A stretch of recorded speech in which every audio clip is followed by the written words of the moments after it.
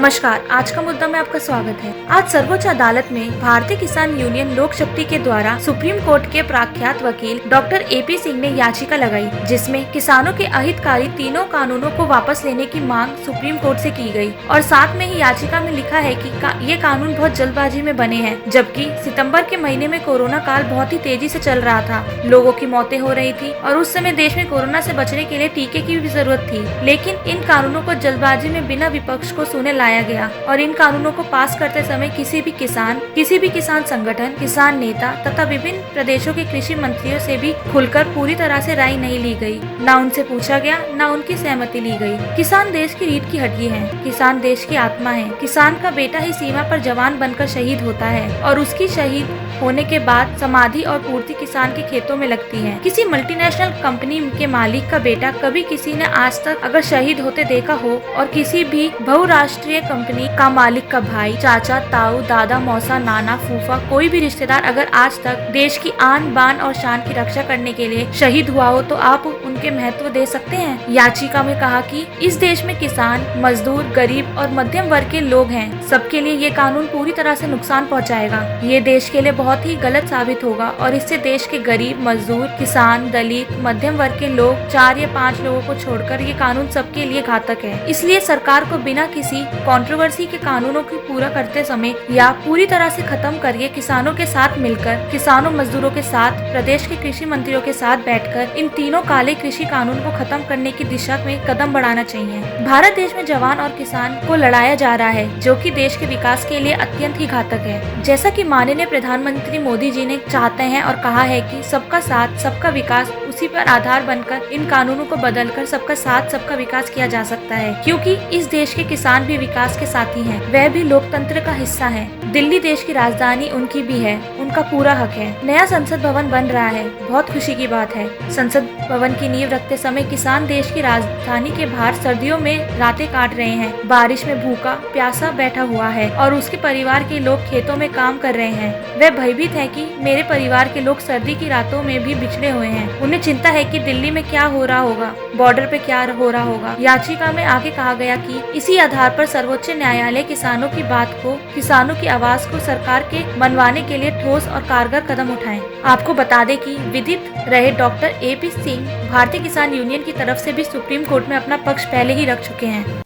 आज भारतीय किसान यूनियन लोक शक्ति गुट की तरफ से मैंने जो इतने दिनों से लोग प्रयासरत थे, हरियाणा में, फरीदाबाद, पंजाब, राजस्थान में मीटिंग चल रही थी उनकी कि इसमें पिटीशन डालें, तो सब लोग संपर्क में आए, उन्होंने कहा इस पर, तो मैंने आज भारतीय किसान यूनियन लोक शक्ति ग्रुप की तरफ से माननीय सर्वोच्च न्यायालय में इन तीनों कानूनों के खिलाफ याचिका लगा दी है और जिसकी सुनवाई भी आगे जल्दी सुनवाई की मांग हो, जिससे क्योंकि लगातार धरना प्रदर्शन के द्वारा दिल्ली देश की राजधानी में आने से किसानों को रोका जा रहा है।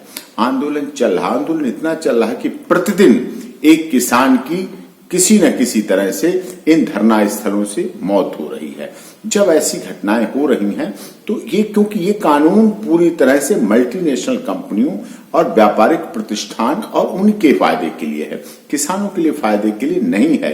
और ये कानूनी रूप से सिविल CPC की भी बात करें तो भी उसके आर्बिट्रेटरी है, अनकॉन्स्टिट्यूशनल है, संवैधानिक है पूरी तरह से, जो कि कहीं से भी नहीं फिट बैठता है। कई सबने विचार किया है, लेकिन इसके बाद और दूसरी बात, इसमें किसानों के किसी नेता, किसी किसान संगठन का जब ये कानून बनाया गया था तो किसी की राय नहीं ली गई, उनकी ओपिनियन नहीं ली गई, उनसे बात नहीं की गई। और कोरोना कोविड पैंडेमिक पूरे विश्व में इतनी बड़ी महामारी चल रही थी, उस दौरान सितंबर में जल्दी में किया गया ऐसा निर्णय। और ये डेमोक्रेसी, भारत की डेमोक्रेसी में पहली बार ऐसा हुआ है कि बिना राज्यसभा के उसमें उस तरह से जो सिस्टम होता है, जो हमारा डेमोक्रेटिक नियम है, जो कॉन्स्टिट्यूशन है, उस आधार पर जल्दबाजी में किया गया और जल्दबाजी में ऐसे करने की जरूरत नहीं थी। माननीय मोदी जी पिछले टर्न पूरा किया, दूसरे टर्न का 1 साल पूरा किया, सब ठीक चला। तो इसलिए किसानों को इस पर बहुत आपत्ति है और इसीलिए लगभग 1 महीना होने जा रहा है और किसान आंदोलन चल रहा है। ठंड में पूरे सर्दी हो रही है, बारिश भी होती है बीच में और पानी की बौछारें भी डाली जाती हैं, ये सब हो रहा है। और दूसरी बात, पहले तो भारत सरकार और किसान का आंदोलन चल रहा था कि भारत सरकार के इस कानून के खिलाफ है किसान, फिर बीच में जवान को लाके जवान और किसान को आपस में लड़वाया गया। अब दूसरी बात, किसान और किसान को लड़ने की बात हो रही है।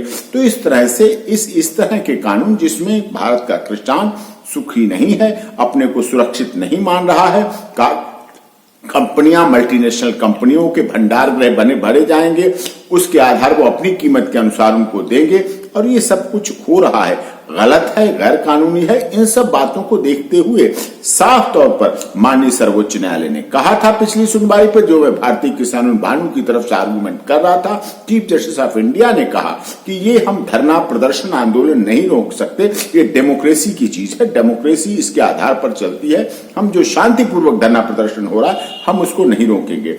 और अटॉर्नी जनरल से भी पूछा था कि आप इन तीनों कानूनों के इम्प्लीमेंटेशन पर रोक लगाने के लिए हमें कोर्ट को एश्योर करें।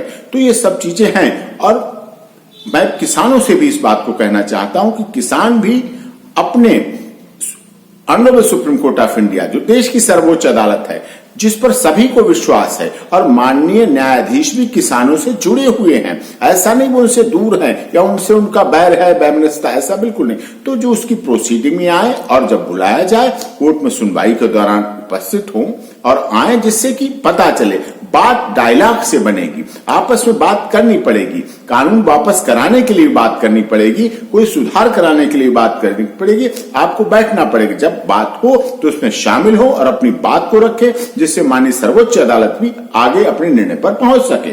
सनसनीखेज खबरों के लिए जुड़े रहें आज का मुद्दा के साथ और हाँ, हमारे YouTube चैनल को सब्सक्राइब करना ना भूलें।